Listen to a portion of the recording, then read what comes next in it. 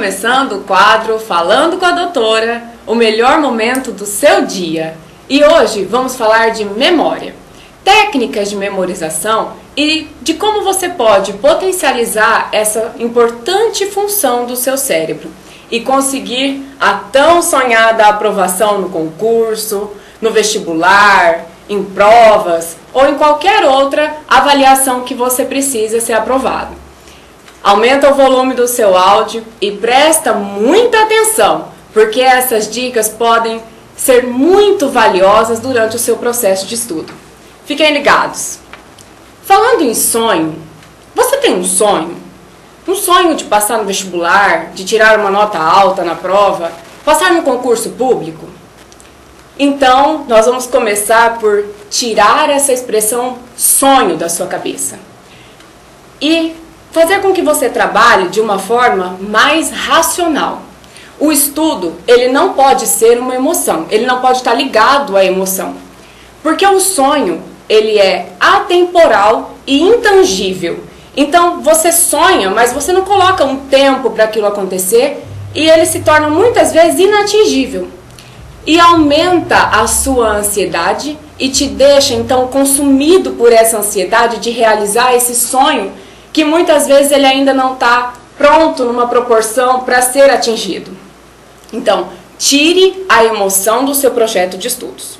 Porque a emoção vem sempre como um pensamento negativo, um pensamento ruim para o seu processo de aprendizado. E te deixa estressado, te deixa ansioso e desmotivado. Que com certeza é isso que muitas pessoas estão sentindo ao se preparar para essas provas de concurso. Quando você tira a emoção e coloca a razão, quando você coloca o seu objetivo e não o seu sonho, o seu projeto, você se transforma então numa máquina de aprender. O termo memória tem a sua origem lá do latim e significa a capacidade de você reter ou readquirir ideias, imagens, expressões, conhecimentos adquiridos anteriormente e trazê-los a essas lembranças de hoje. A memória é a base de todo aprendizado. Nela está envolvida a nossa orientação no tempo e no espaço e as nossas habilidades intelectuais e mecânicas, fazendo-nos considerar o passado, nos situarmos agora no presente e até prevermos o futuro. A memória, ela é inesgotável. Não é assim uma área do seu cérebro, mas ela é uma função que o seu cérebro tem que desenvolver. São muitos os desafios da memorização. Primeiro, porque requer uma responsabilidade e como função, ela pode ser sempre melhorada e aprimorada, com base na sua seriedade e na disciplina. Os benefícios de se ter uma boa memória vão muito além de só ser aprovado em um teste. Você pode, tendo uma boa memória, estudar e gravar na sua memória textos de provas de concurso, que são aqueles textos longos, difíceis. A hora que você chega para responder, a hora que você chega lá para responder as questões, você já esqueceu de tudo que estava escrito lá em cima, daqueles textos, por exemplo, o Enem, que o pessoal reclama muito, e textos em que você tem essas provas de concursos públicos, que eles dificultam realmente. E quando você tem todo esse trabalho da sua função da memória bem realizado, quando você chega à pergunta, você automaticamente já se lembra de tudo que você leu e já começa a responder. Você trabalha com mais foco e produtividade, reduzindo o tempo gasto das suas atividades. Memorização de idiomas, lembrar-se da matéria na hora da prova, sabe aquele branco que você sente? Isso é pura ansiedade. Você pode até se destacar numa reunião de trabalho e são inúmeras as situações em que o resgate da sua autoconfiança, somado ao conhecimento que você veio adquirido, ajuda a conquistar maior crédito no seu trabalho e com as pessoas do seu convívio. Mas por hora, nós vamos nos concentrar e te preparar para o estudo. Agora eu vou te fazer uma pergunta. você sabe estudar? 95% das pessoas, a maioria das pessoas não sabem estudar. Sabe por quê? Ninguém te ensinou a estudar. Ninguém parou e te ensinou o beabá de como se deve estudar. Pare agora para lembrar, quando você estava na escola, a sua mãe mandava você estudar, seus professores mandavam você estudar, e aí o que você fazia? Você sentava lá na sua escrivaninha do quarto, na mesa da cozinha, e você ficava lendo e tentando memorizar, e às vezes até responder algumas atividades, mas ficava ali meio que enrolando o tempo. Ou você só passava a estudar nas vésperas de prova. Mas você tinha, ou você ainda tem, uma rotina de estudo? Como você fazia para estudar? Pare agora para refletir sobre isso. Como eram os seus estudos? Ou como você está fazendo para estudar e se preparar para esse tipo de prova, de concurso? Dentro do projeto de psicoterapia nas escolas que eu venho realizando aqui em Fernandópolis, eu tenho observado que muitos pais não implantam uma rotina de estudo para os filhos. E muitos chegam até a fazer a tarefa para as crianças. Então, a atividade que elas têm para fazer em casa, os pais acabam fazendo, realizando para andar mais rápido ou para não perder tanto tempo ali. E não se cria uma rotina de estudo para essas crianças. Isso tem que ser mudado, assim, urgentemente. Durante as sessões, eu coloco novas condições de estudos e as crianças facilmente aderem aos novos comportamentos. E aí aumenta a autoconfiança, a motivação e a vontade de estudar. Parece mágica. As crianças chegam em casa e começam a querer estudar e ter interesse pelo estudo e aquilo vai se tornando uma rotina. Claro que a gente vai fazer isso junto com os pais, no momento em que a criança pode criar essa rotina. Mas é impressionante os resultados que isso dá e como isso reflete em todas as áreas da vida dessa criança ou dessa pessoa que passa a ter uma rotina de estudo. Melhora o desempenho escolar, é fantástico. Aí, agora então, você me pergunta, então como eu estudo? O que eu devo fazer para estudar? Primeiramente, eu quero que você entenda que a memorização está totalmente ligada à sua concentração. Ultimamente, as pessoas estão recebendo muitas informações através da internet, do celular, da televisão e estão cada vez menos utilizando a capacidade de memorização. Porque essas informações, elas são gravadas em memórias artificiais. Elas ficam gravadas no seu computador, no seu smartphone, no seu tablet. E quando você se dedica aos estudos, você deve, primeiramente, eliminar qualquer possibilidade de buscar essa memória artificial. A melhor memória que existe está aí dentro da sua cabeça. É a memória natural. Tudo que está dentro da sua cabeça, tudo que está dentro da sua memória, ninguém tira de você. Ao contrário do que está gravado no seu smartphone, no seu tablet, no seu computador, que se você perder aqueles arquivos, você perdeu toda aquela memória. E para te ajudar, é importante entender que nós temos vários tipos de memórias. Eu vou começar a te explicar um pouquinho sobre a memória de longo prazo, que é a memória que retém de forma definitiva a informação que você está recebendo, permitindo a recuperação sempre que você precisar dessa memória. Então, sempre que você precisar lembrar disso, a sua memória de longo prazo vai trazer essa informação para você rapidamente. Nela estão contidos todos os nossos dados autobiográficos e todo o nosso conhecimento. Tudo que você aprendeu ao longo da sua vida fica guardado nessa sua memória de longo prazo. A sua capacidade é praticamente ilimitada. Então, tudo que você quiser aprender e gravar vai ficar independente de quanto você vai ser exposto a essas informações. Um exemplo dessa memória é quando te perguntam, por exemplo, qual é o seu nome? Qual que é o seu endereço? Rapidamente você acessa essas informações e responde de uma forma muito natural, porque você sempre repetiu isso ao longo da sua vida. Depois você ainda tem a memória de curto prazo. Essa se refere à informação relevante unicamente para aquele momento atual. Porém, é irrelevante a longo prazo. Não faz muita diferença para você e logo são descartadas. Por exemplo, se eu te perguntar o que você comeu no almoço de sexta-feira passada, pode ser que você se lembre, pode ser que não. Mas essa informação, se ela for relevante, ela vai para a sua memória de longo prazo. Se não, ela é rapidamente descartada e você passa a não se lembrar mais do que você comeu no almoço de sexta-feira. E essa memória ela pode durar entre segundos e horas. Vai depender de quanto ela é relevante para a sua memória.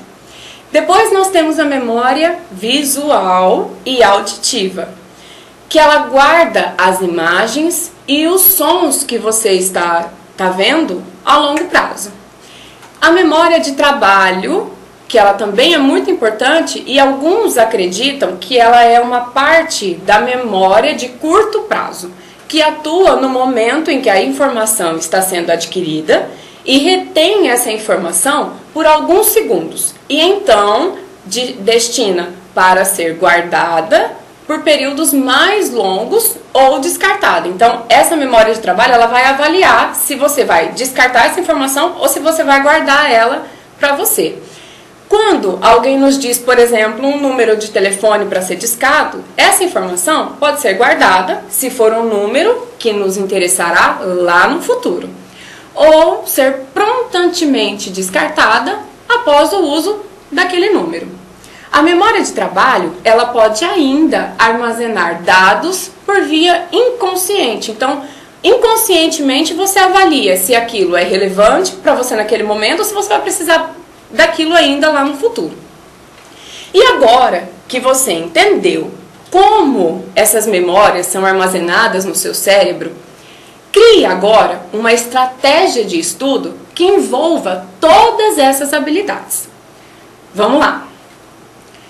Se a gente pensar na memória de longo prazo, lembra que quanto mais você repete o seu nome, o seu endereço, o seu telefone, mais você vai exercitar a sua memória de longo prazo. Então, quando você está estudando, faça repetições.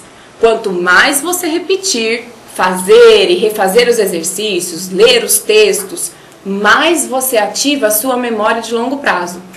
E toda matéria é armazenada facilmente na sua mente, para que você se lembre de tudo, assim como você se lembra do seu nome quando você é perguntado. Deixa o seu material também bem colorido. Correlacione cada cor para cada assunto. Nós somos extremamente atraídos por cores e você cria então uma memória visual do seu estudo. Você também pode desenhar e fazer roteiros de estudo e colocar em lugares estratégicos, sempre para você visualizar e relembrar sobre aquele assunto. Outra dica bem importante é você escolher o horário que você gosta e te dê prazer em estudar. E estude sempre naquele horário, porque é o horário em que o seu cérebro vai se habituar a receber as informações e que você está mais apto a memorizá-las. Ignore tudo que tiver à sua volta e concentre-se em estudar. Assim, você ativa sua mente para memorizar e aprender tudo o que você estudou.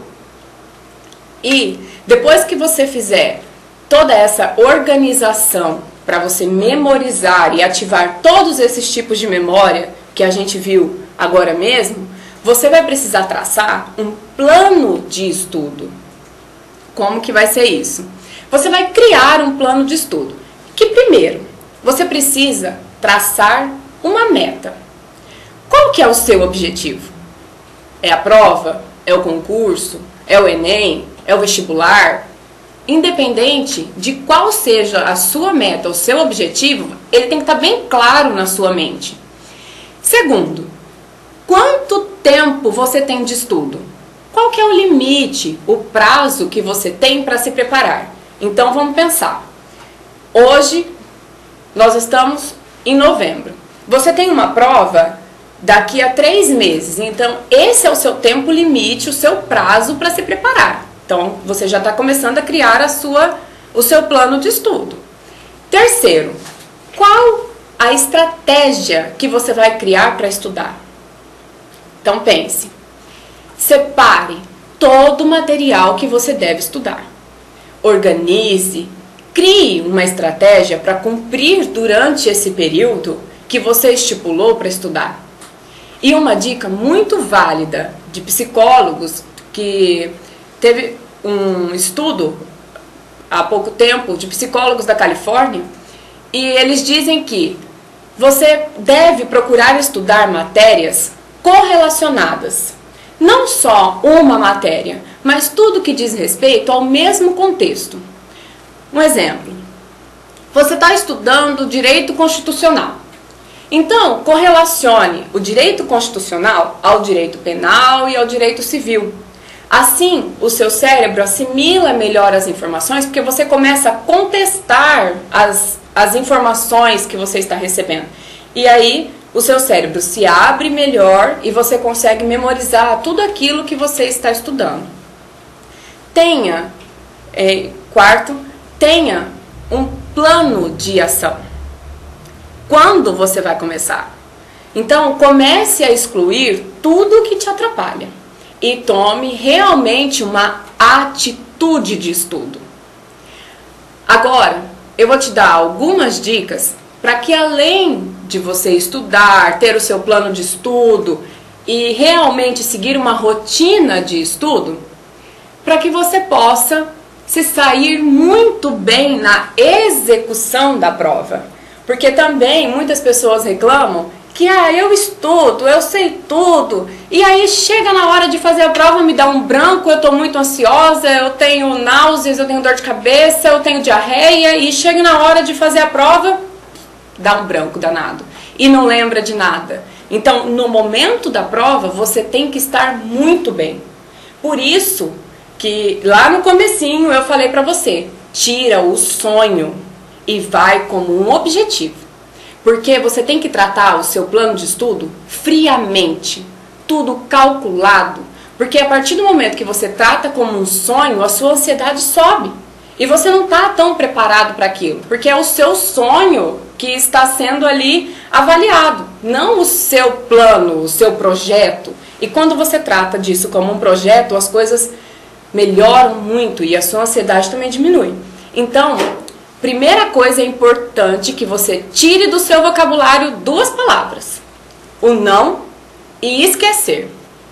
Porque você acaba reforçando comportamentos negativos e isso se torna verdade para o seu cérebro e te impede de chegar ao sucesso. Então, ao invés de você ficar, eu não consigo fazer isso, fala, eu consigo, eu vou estudar, porque eu preciso, a meta é minha.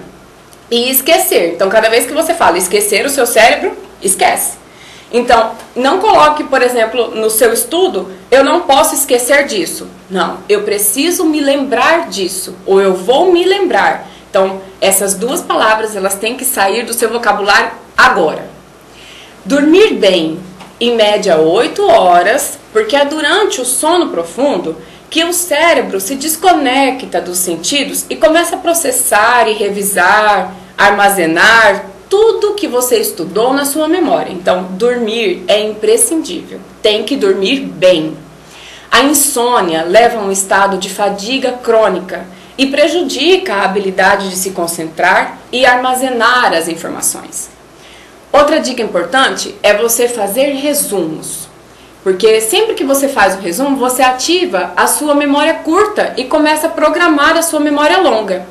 E relaxe. Pois é, difícil, mas relaxe. É impossível prestar atenção se você estiver tenso ou nervoso. O nível de ansiedade no momento em que você vai fazer a prova deve ser o mais baixo possível. As sessões de psicoterapia, além de preparar o seu estudo, elaborar essa rotina de estudo, colabora muito, diminuindo a sua ansiedade e fazendo com que você tenha maior atenção e concentração e o foco nas perguntas e no seu desempenho. Durante a prova, faça alguns exercícios de respiração. Por exemplo, prenda a sua respiração por 10 segundos. Prenda a respiração e conte até 10. E vai soltando o ar lentamente. Nesse momento, você se conecta consigo mesmo e consegue então baixar a sua ansiedade prestando atenção na sua respiração. E aí quando a gente respira, a gente vai acalmando. E você acalmando, a sua ansiedade não domina você, então você não vai ter branco. Então parece, todo mundo fala, vai tranquilo, respira, faça assim, é tudo verdade, gente. Façam isso que vocês vão ver como muda o desempenho da prova. E lembre-se, o plano é seu. O objetivo é seu e a hora é agora. Não permita que nada atrapalhe você de conquistar a sua aprovação. Depois que você for aprovado, você terá tempo para voltar às suas atividades de lazer, com os amigos, familiares e outras distrações que você gosta de fazer. Por enquanto, foco no seu projeto. Quero desejar-lhe uma boa sorte e que você faça todo esse plano de estudo e tenha a sua aprovação. Com isso, eu encerro o quadro Falando com a Doutora de hoje e eu volto na próxima segunda-feira. Obrigada pela sua atenção, pela sua companhia e sintam-se todos abraçados por mim. Muito obrigada!